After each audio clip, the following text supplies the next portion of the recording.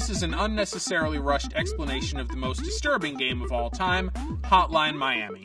Hotline Miami really tricks you into thinking it's going to be kind of cute because it has this indie game sort of pixel aesthetic and it looks like you're going to play Smash TV or something like that, and it's going to be, I mean, Smash TV obviously was violent and you shot a lot of people, but, you know, it was all in good fun. So Hotline Miami kind of looks like it's about the same thing. It's sort of an overhead view. It kind of looks like the old Grand Theft Autos, but not the new Grand Theft Autos. So you walk into a house and there's a whole bunch of guys in there and you've got to murder them all. You got a baseball bat and you can hit them on the head. If they have a gun, you can hit them on the head with a baseball bat, take their gun, go into the next room. And the problem is, the controls are really kind of very quick and fluid and floaty, and so there's a possibility that you're going to bust into this room full of guys, and what's going to happen is you're going to do a full Pulp Fiction thing where the guy comes out of the kitchen and he's like, die, die, die, die, die, die, die, and then none of the bullets hit, and then you get creamed. So basically, by the time you're ready to go into one of these rooms, especially if you're already sort of at the end of the level, and like everything's on the line, you got to do the whole level over again. If you screw up, you know, your heart is pounding, pounding, pounding really fast because, like, you know, you really feel like you're in this live or die kind of situation. Then when you actually are able to kill all the dudes in the room, you feel like this, you know, sense of euphoria. But then